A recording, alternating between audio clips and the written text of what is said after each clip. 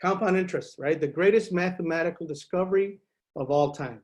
Well, I discovered this not early on in my years. I think I discovered it a little bit later. But the way I think about it, right, is if I went to school for accounting and finance, and I graduated with a degree in accounting and finance, and I went into the world of accounting and finance, but I actually worked as an employee for somebody else to make their money grow, right?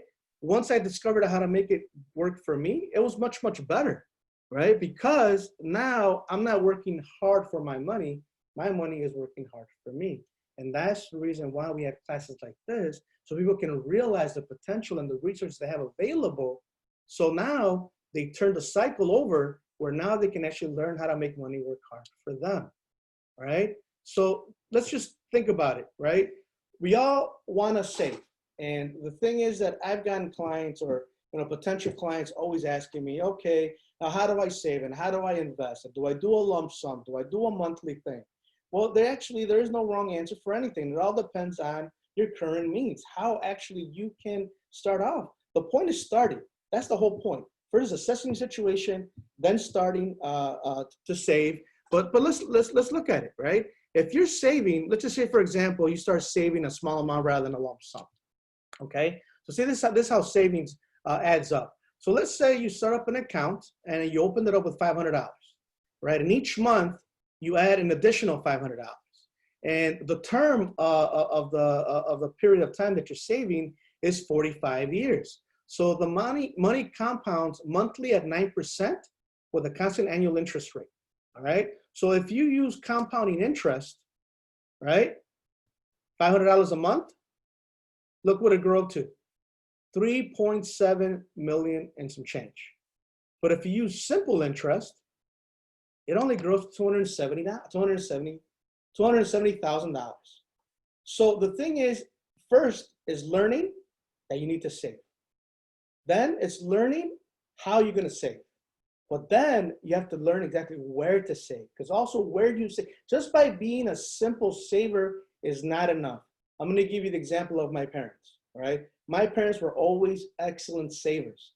They've been saving since they were very young, because back in the old country, right, Mexico, where we come from, there was no lending money. There was no, making payments on stuff. If you needed something, a house, a refrigerator, a car, you had to save up for it and they pay for it cash. So they needed to learn to be savers early on. And they brought those beliefs on over to the US. But the thing is that they never knew, aside from the bank, on where to save. And even in some cases, my dad would rather save it under the mattress because banks weren't paying a lot of interest, right? So once I was able to help out my parents understand on the right places to save, right?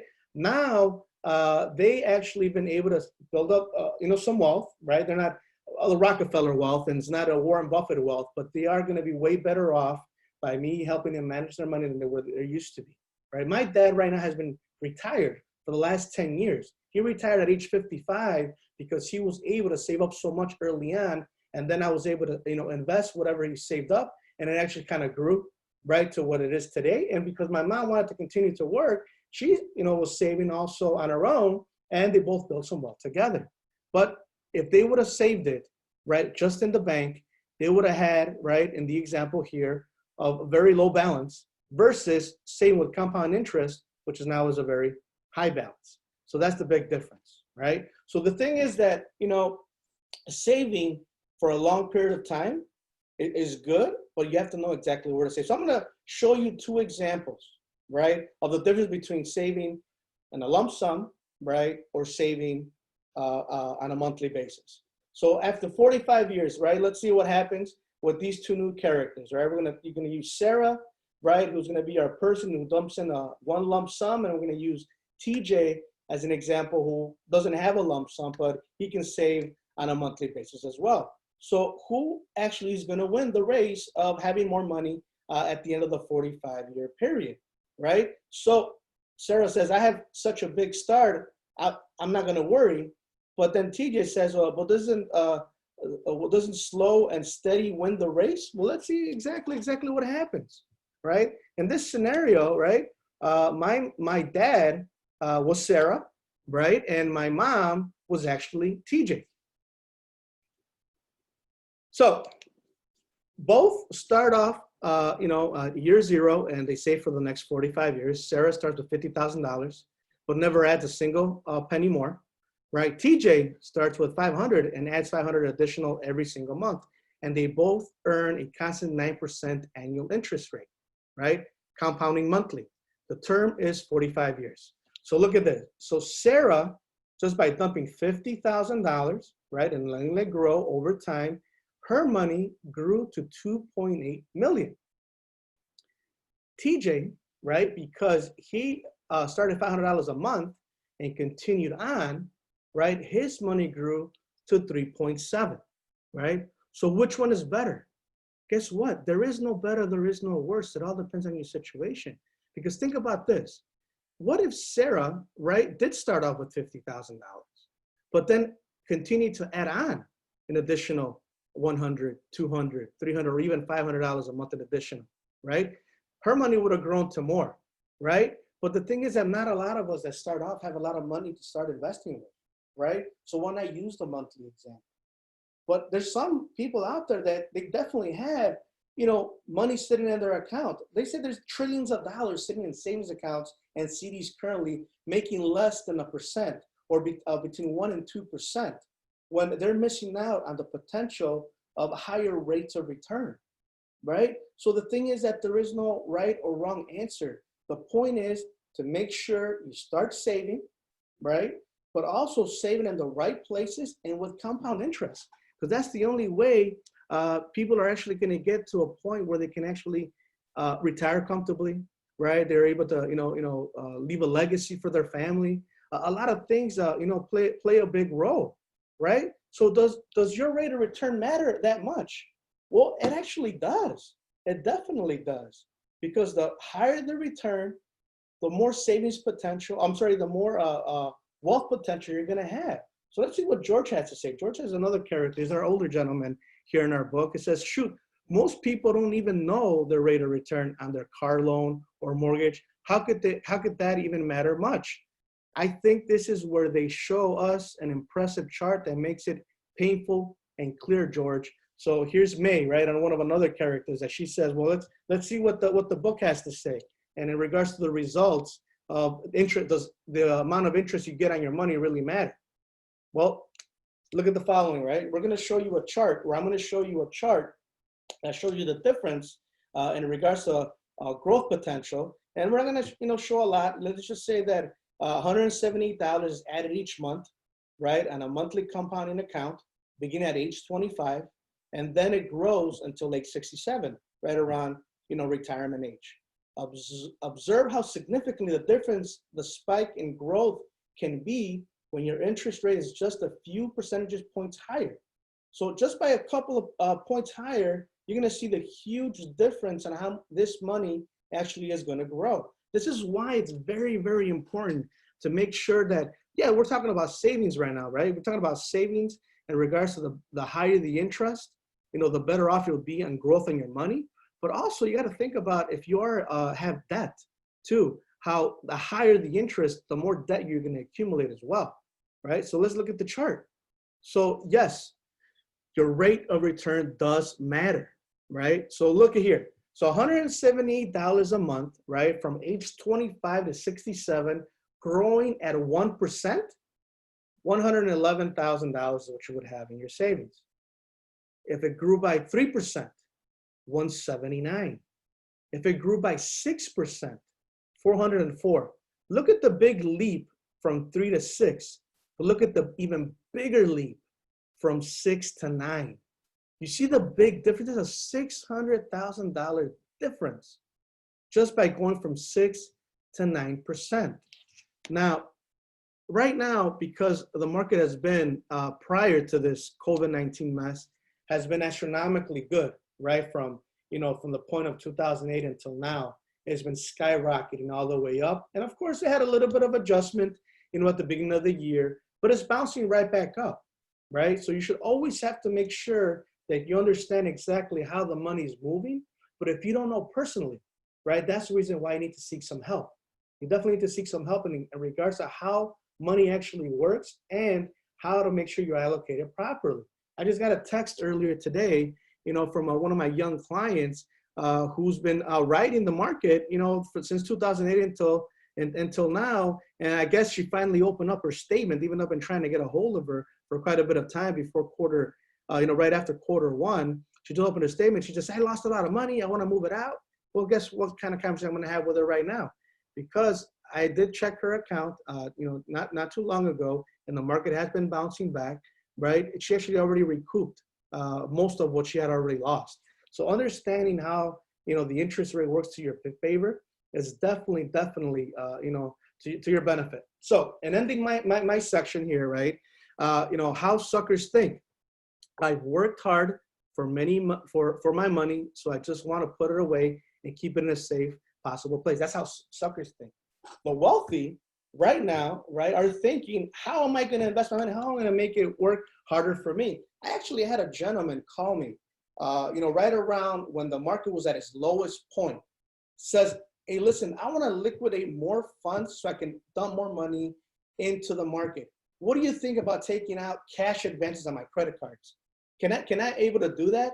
I told him, look, sir, I do agree with that. You need to be dumping more money inside the market because it's for sale, but I wouldn't put myself into debt doing it, right? If you have money accessible, yes, invest, but don't get yourself into debt just to put more money into the market.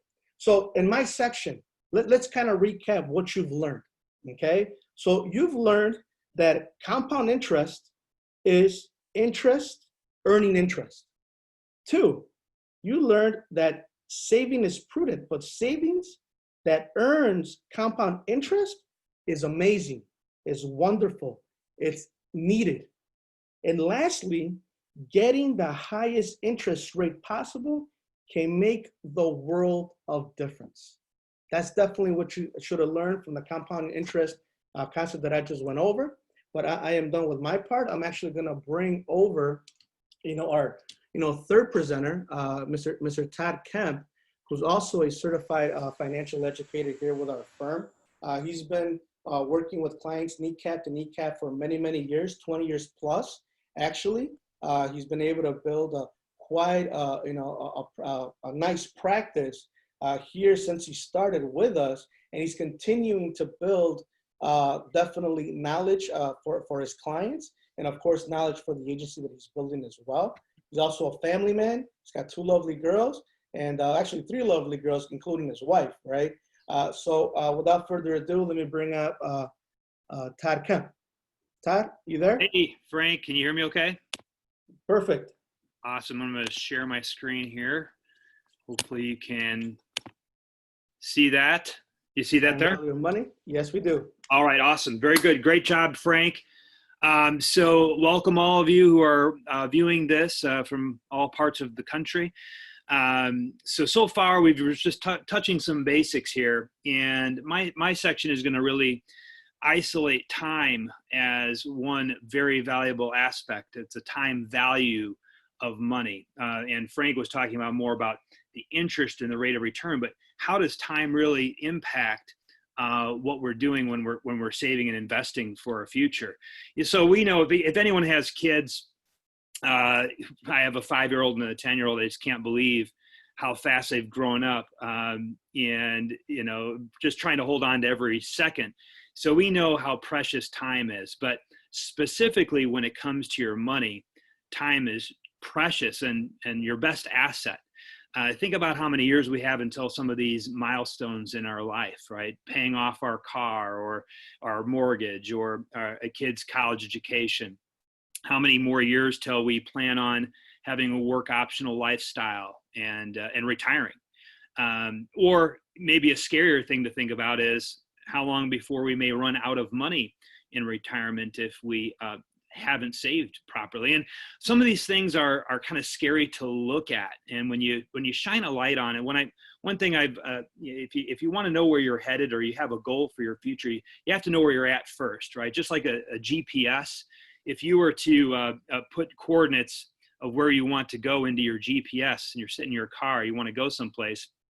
If your GPS can't find a signal and doesn't know where you're at now, it can't possibly tell you where you want to go in your destination, right? So you have to know where you're at now.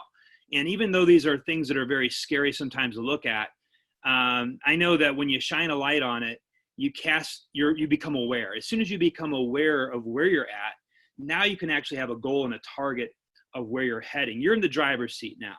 And so don't freak out, right? We just have to know the numbers. It creates urgency. And then we know, hey, this is now what we have to do now in response to the numbers we know we need to get. So let's consider the 3 tested actions, right? 3 time-tested actions to leverage the time value of money. So action number 1, start now. You think about an oak tree, right? An oak tree is known for having a huge canopy of leaves that provides shade for anyone who wants to sit under that and enjoy the shade from the sun. Well, if you were to have planted an oak tree, when would have been the best time in your lifetime to have had that oak tree planted so that it could provide the most shade during your lifetime? Well, the obvious answer there is when you were born. But if no one ever did that for you, when's the next best time to plant that oak tree? It would be what? Today, right? So starting now, regardless of where you're at, start now is the best time. Then number 2, as Frank pointed out, saving regularly, trying to get the best return possible. And lastly, being patient, understanding there may be ups and downs, right? We also want to make sure that we're putting our money in a place, if I save my money in the cookie jar at home, I'll probably get my hand caught in the cookie jar more times than I like. So we have to be disciplined not to go reach in and grab money that's intended for a different purpose long term. So let's take a view here, just isolating time as a factor, keeping all the other variables the same, but looking at we look at Sarah and we look at George here. So Sarah decided at 22 years old that she was going to start saving $4,000 a year for 8 years in a row. And after 29 years old, she stopped, never saved another dime. So she put in $32,000. And the control interest we're using here is at 9% annual return. Okay. So she stopped at 29. George, on the other hand, he said, well, hey, if I didn't get started until 30, he maybe was doing other things that he thought was better with his money. As you can all imagine, in your 20s, buying that nice car to impress people that no one really even cares, right?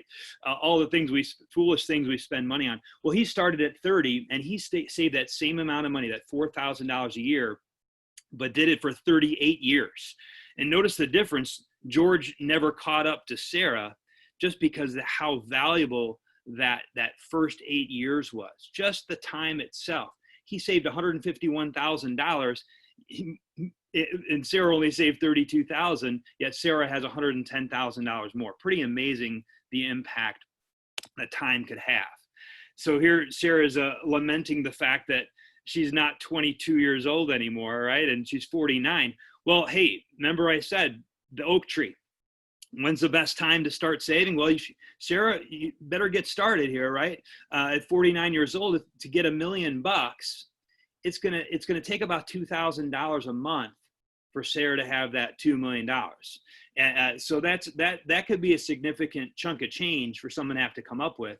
And a lot of people are not aware that that's, most people like to put their head in the sand and at 65 they wake up and they just hope everything worked out. They just hope that the government will take care of them, their company will take care of them. Somehow they'll just be okay. Maybe their kids will take care of them, all right? But this is not for the proactive person who's watching this today, right? We want to know what our number is, and we want to understand what do we have to do. So if we assume a 9% rate of return and a 67-year-old age of retirement, find where you're at now. I'm 45 years old. So if I had nothing saved and I wanted $1 million, that's $1,200 a month I have to save. But at 20 years old, if I can talk to my 20-year-old self again, right? We can't go back in time and worry about what we could have done. But man, that's like a couple Starbucks a week right there. That if I cut those out at 20 years old, $113 a month versus $1,200. I think that many people would have picked $113 a month at 20, right? But I just want to point this out to you. If you look at, 50, 55 years old, 60 years old, it's pretty scary when you noticed a couple slides previous, and Shantae was talking about how much money the average 60-year-old has, is about $160,000 towards retirement. So that's not even anywhere close. But if you're just getting started at 50, 55, the average income in the United States for someone between 50 and 65 years old is roughly $60,000 a year. So what percentage of your income would it take up? At 50, it would be 40%. You have to save 40% of and that's before taxes, right? You have to save 40% of everything you make. At 55, it would be like, right, 60%, 65% of what you make. So this is kind of crazy numbers, and many people just have to find different ways to increase their business acumen, even make more money.